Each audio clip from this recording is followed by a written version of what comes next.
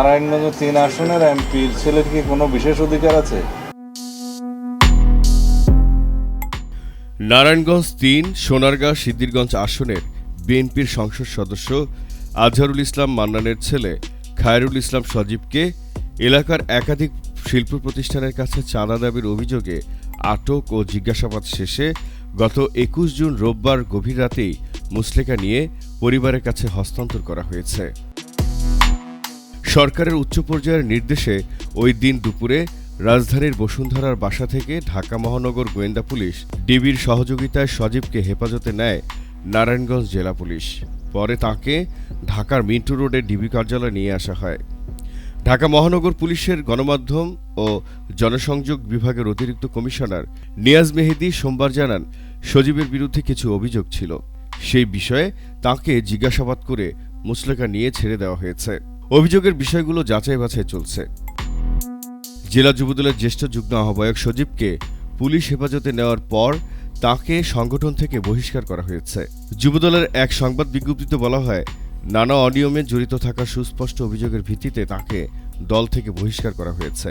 সিদ্ধিরগঞ্জ সোনারগাঁয়ে সজীবের বিরুদ্ধে চাঁদাবাজির অভিযোগ দীর্ঘদিনের। তবে মামলা হামলা শঙ্কায় কেউ তাঁর বিরুদ্ধে প্রকাশ্যে প্রতিবাদ করার সাহস দেখান না। নিজ দলের নেতাকর্মীর কাছেও চাঁদাবাজির অভিযোগ রয়েছে। এলাকার একাধিক সূত্র জানায়, শনিবার একটি শিল্প গ্রুপের ব্যবস্থাপনা পরিচালকের কাছে মোটা অঙ্কের চাঁদা দাবি করেন সজীব।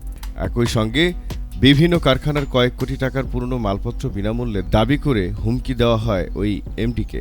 তিনি বিষয়টি সরকারের উচ্চ পর্যায়ে জানান।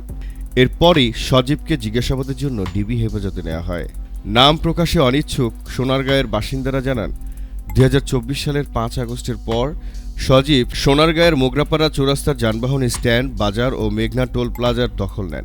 সে সময় অচলাবস্থার সুযোগ নিয়ে তিনি নিজের লোক বসিয়ে মেঘনা টোল প্লাজার কয়েক কোটি টাকার টোল আত্মসাৎ করেন। তারা আরও জানান, টোল প্লাজার ইজারাদারের অভিযোগে র্যাব তাঁকে ধরে নিয়ে গিয়েছিল। তবে ইজারাদার অজানা কারণে মামলার দিকে অগ্রসর হননি। থানা যুবদলের সাবেক যুগ্ম আহ্বায়ক আশরাফ খন্দকার জানান, মেঘনা টোল প্লাজা এলাকায় আমার ১৫টি দোকান ছিল। আমি ৭০,০০০ টাকা ভাড়া পেতাম। এসব দখল করে নিয়েছে সজীব। এদিকে ২২ জুন সোমবার সচিবালয়ে সাংবাদিকদের সঙ্গে আলাপকালে স্বরাষ্ট্রমন্ত্রী সালাউদ্দিন আহমেদ বলেন, ওই ব্যক্তির বিরুদ্ধে পুলিশের কাছে বিভিন্ন ধরনের অভিযোগ ছিল। এসব অভিযোগের বিষয়ে তথ্য উপাত্ত যাচাই এবং প্রয়োজনীয় জিজ্ঞাসাবাদের জন্য তাঁকে পুলিশ হেফাজতে নেওয়া হয়েছিল। তিনি বলেন, আইন শৃঙ্খলা রক্ষাকারী বাহিনী অভিযোগের ভিত্তিতেই তাদের দায়িত্ব পালন করেছে এবং এক্ষেত্রে কোনো ব্যক্তির পরিচয় বা পারিবারিক অবস্থান বিবেচনায় নেওয়া হয়নি। নারায়ণগঞ্জ ৩ আসনের এমপির ছেলের কি কোনো বিশেষ অধিকার আছে? আইনের চোখে সবাই সমান। পুলিশের কাছে বিভিন্ন রকম অভিযোগ ছিল তার বিরুদ্ধে, সেগুলোর জন্য জিজ্ঞাসাবাদের জন্য তাকে তারা নিয়ে এসছে।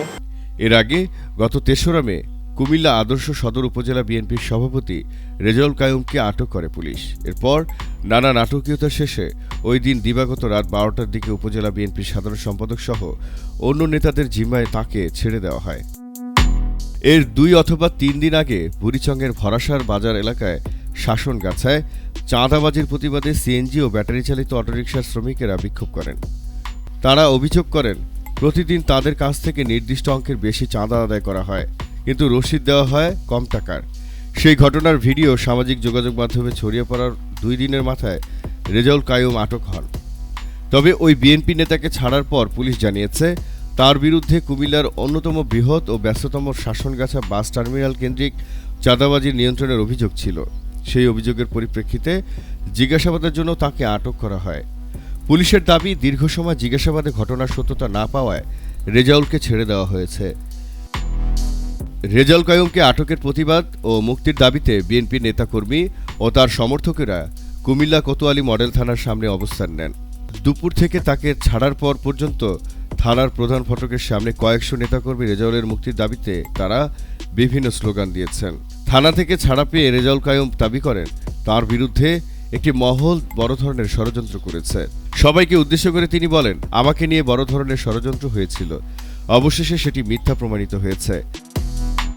আইন শৃঙ্খলা রক্ষাকারী বাহিনীর একাধিক সূত্র তখন জানিয়েছে, তার বিরুদ্ধে শাসনগাছা বাস টার্মিনাল সহ একই এলাকায় সিএনজি ও ব্যাটারি চালিত অটোরিকশা সহ বিভিন্ন যানবাহনে চাঁদাবাজি নিয়ন্ত্রণের অভিযোগ রয়েছে। বিশেষ করে আওয়ামী লীগ সরকারের পতনের পর শাসনগাছা বাস টার্মিনাল নিয়ন্ত্রণে নিয়ে চাঁদা তোলার ঘটনায় আলোচনায় আসেন রেজাউল কাইয়ুম, তার ভাই এবং স্থানীয় বিএনপির কিছু অনুসারী। রেজাউল কাইয়ুমের বাসাও শাসনগাছা বাস টার্মিনালের পাশে। একাধিক গোয়েন্দা সংস্থার গোপন প্রতিবেদনে রেজাউল কাইয়ুমের চাঁদাবাজির বিষয়টি সরকারের উচ্চ পর্যায়ে পৌঁছে। এরপরই তাকে আটকের নির্দেশ দেওয়া হয় পুলিশকে। তবে সর্বশেষ সরকারের উচ্চ পর্যায় থেকে সবুজ সংকেত পেয়েই 12 ঘন্টা পর ছেড়ে দেওয়া হয় তাকে। এই বিএনপি নেতার বাস টার্মিনালের নিয়ন্ত্রণ বিষয়টি তার আটকের পরও বোঝা গেছে। দুপুরে রেজাউল কাইয়ুমকে আটকের সঙ্গে সঙ্গেই শাসনগাছা বাস টার্মিনাল অবরোধ করেন বিভিন্ন পরিবহনের চালক, শ্রমিক সহ তার অনুসারীরা। এ ঘটনায় ওই টার্মিনাল থেকে কুমিল্লা, ঢাকা, কুমিল্লা, সিলেট সহ বেশ কয়েকটি রুটে বাস চলাচল বন্ধ হয়ে যায়। এছাড়া রেজাউলের অনুসারী একদল লোক ব্যবসায়ীদের হুমকি দিয়ে ওই এলাকার সব ব্যবসা প্রতিষ্ঠান বন্ধ করে দেন। প্রায় 3.5 ঘন্টা পর বেলা 3:30টার দিকে টার্মিনাল থেকে বাস চলাচল স্বাভাবিক হয়। এরপর ওই এলাকার দোকানপাট খোলা হয়। পুলিশের একটি সূত্র জানায়, থানা থেকে ছাড়ার আগে মুচলেকা নেওয়া হয়েছে বিএনপি নেতা রেজাউল কাইয়ুমের কাছ থেকে। সেখানে তিনি শাসনগাছায় চাঁদাবাজি নির্মূলে ভূমিকা রাখবেন বলে অঙ্গীকার করেছেন। বাংলার জানালায় জহিরুল ইসলাম।